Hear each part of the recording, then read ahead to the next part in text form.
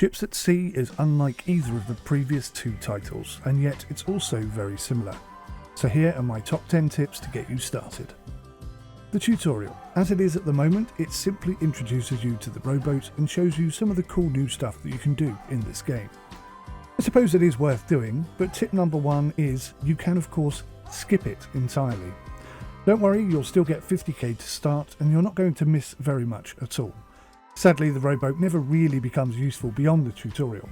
I even rowed 3 kilometers once in order to drop off a delivery, and they refused to let me dock there. Your first delivery boat in its default state will be slow and not very economic. Thankfully, Ships at Sea has upgrades. The best upgrade to start with is the prop. Buy the best one you can, if you can.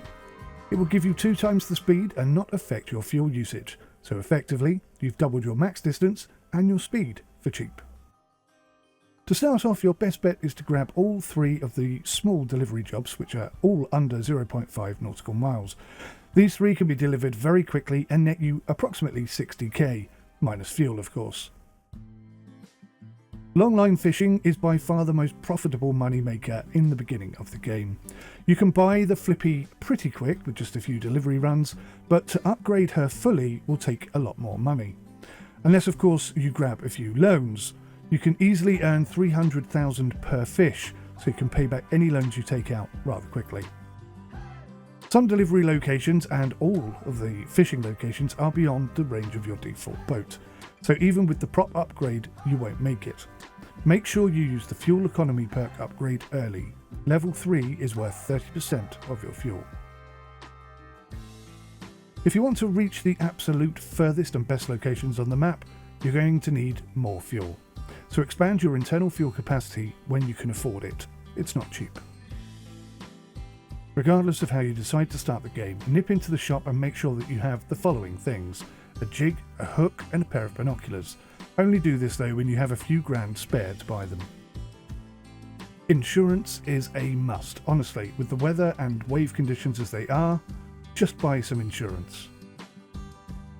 Recovery cover. Now this is especially cost effective when you're starting out fishing. The chances are you won't be able to make it all the way back, so buy 5 free recoveries for the price of 1.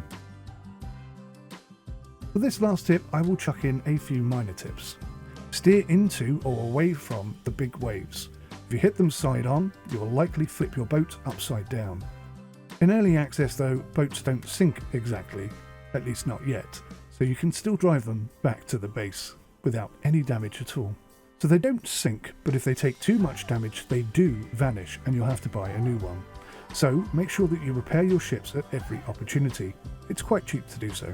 Long delivery jobs are good for XP, but they are not good for cash, so bear that in mind if you're ever going to take one on. The mechanic perk allows you to repair 10% of your hull whilst you're at sea, and you can also fix electrical issues too. I'm going to throw in a final tip here.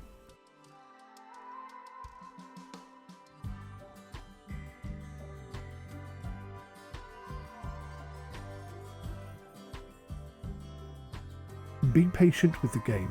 It's a fantastic, potentially fantastic game, but it will take time to fully develop it to be as good as it possibly can be.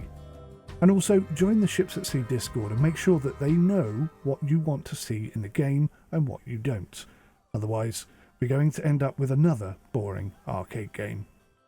Thanks for watching. Please hit the like button and leave me a comment if you've got any tips of your own. Thanks for watching. Goodbye for now.